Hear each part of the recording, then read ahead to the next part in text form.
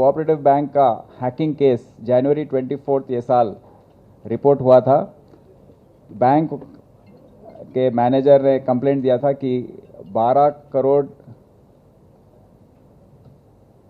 12.48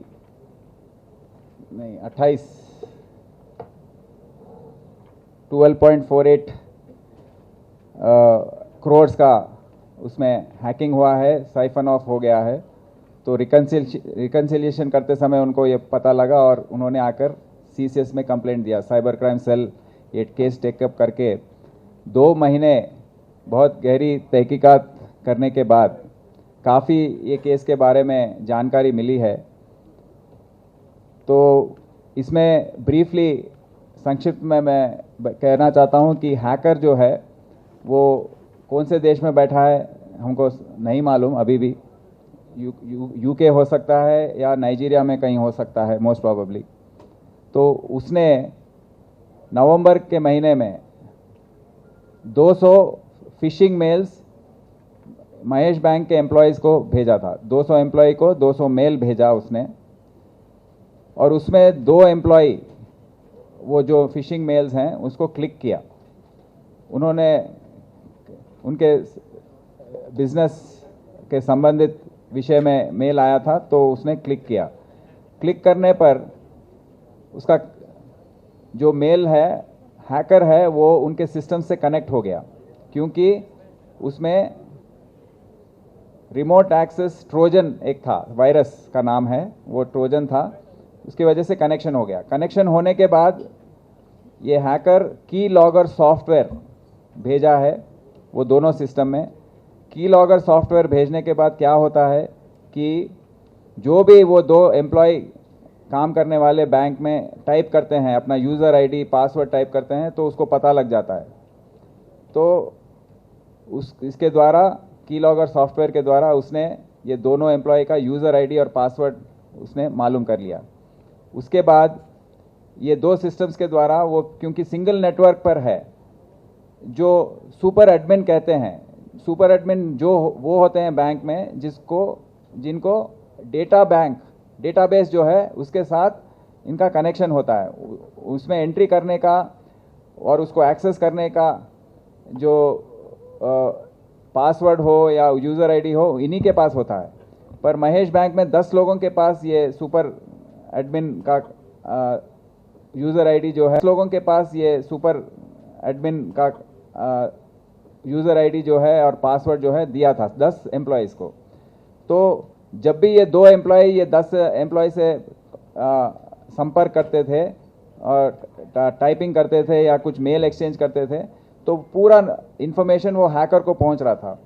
तो ऐसे जनवरी 6 से लेके जनवरी 23 तक उसने ये की लॉगर सॉफ्टवेयर के द्वारा जो सुपर एडमिन का यूज़र आईडी पासवर्ड मालूम करके उसके द्वारा मेन डेटाबेस में एंटर हो गया था। इसी समय दूसरी तरफ ये हैकर के यहाँ पर हैंडलर्स होते हैं दिल्ली से में ज़्यादातर, बैंगलोर हैदराबाद में भी हैं, ज़्यादातर ये नाइजीरियंस हैं।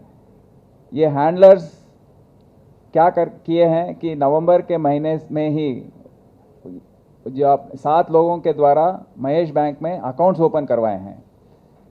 ये इनके नाम हमें बताया, शहनाज बेगम, नवीन कुमार, विनोद कुमार राठी, संपत कुमार।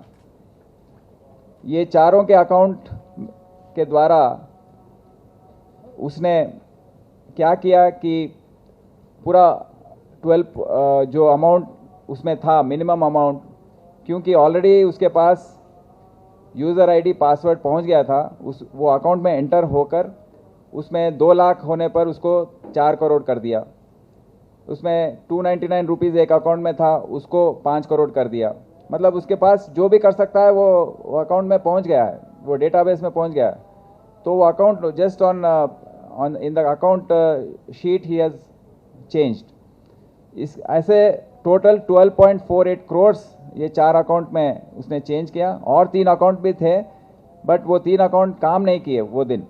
तो ये 4 अकाउंट के द्वारा 12.48 करोड़ का अमाउंट जो है वो हैकर जो है वो उसको 115 फर्दर अकाउंट्स में 115 अकाउंट में इसको ट्रांसफ़र करवाया देश भर में।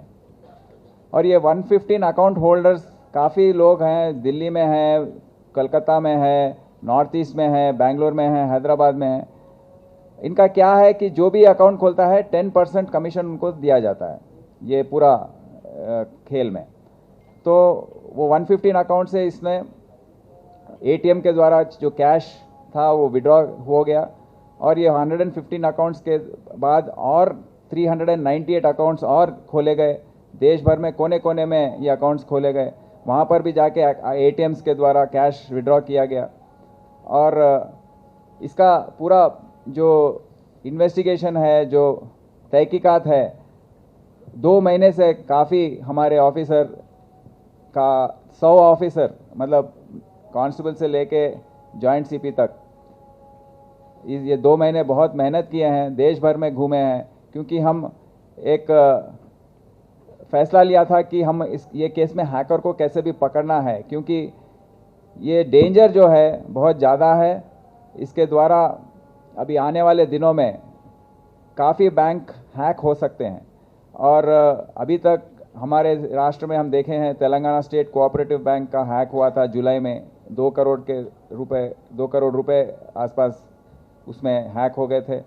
अभी ये केस हुआ है, मुंबई में 2 केस रिपोर्ट हुए हैं, डीएनएस बैंक और दूसरा एक कोऑपरेटिव बैंक में। तो आने वाले दिनों में ये बढ़ने वाला है। और महेश जो भी बैंक है, ये केस में देखा गया है कि महेश बैंक का मैनेजमेंट साइबर सिक्योरिटी का जो पॉलिसी है रिजर्व बैंक ऑफ इंडिया का, क्योंकि पब्लिक का पैसा है, और जब पब्लिक के पैसे से आप बैंक बिजनेस चला रहे हैं, उस पर प्रॉफिट्स कमा रहे हैं, तो आप गनीमत आपकी जिम्मेदारी बनती है कि मिनिमम साइबर सिक्योरिटी मेजर्स लें। बट आपने सिंगल नेटवर्क पर चलाया, पूरे एम्प्लॉयज़ को इंटरनेट दे दिया, हेडक्वार्टर बैंक से लेके पूरे ब्रांचेस तक एक ही नेटवर्क पर आपने कनेक्शन दे दिया, आपने फायरवॉल्स नहीं लगाया, आपने इंट्रूजन प्रिवेंशन डिवाइसेस नहीं लगाया, इंट्रूजन डिटेक्शन सिस्टम्स नहीं लगाए। तो ये सब गलतियां बहुत होने पर ये हैकिंग हुआ है। तो उनको भी हम ये केस में हम डालेंगे और उनको हम एग्जामिन करेंगे क्यों ऐसे हुआ है। और एक सॉफ्टवेयर डेवलपर है इंट्रासॉफ्ट, जो मुंबई बेस्ड है, तो उन पर भी हमारा शक है, क्योंकि कोऑपरेट नहीं किए हैं अब तक। तो उनको भी हम अब आने वाले दिनों में इसका क्योंकि ये लंबा चलने वाला है और हैकर जो है वो दूसरे देश में है, हम इंटरपोल अप्रोच होंगे। इंटरपोल के द्वारा ये जो आईपी एड्रेसेस हैं वो दूसरे देश में आ रहे हैं और प्रॉक्सी आईपी एड्रेसेस हैं। तो इनका एक्चुअल आईपी एड्रेस क्या है, कौन है ये आदमी, ये मालूम करने के लिए इंटरपोल की सहायता मदद हम लेंगे। Thank you.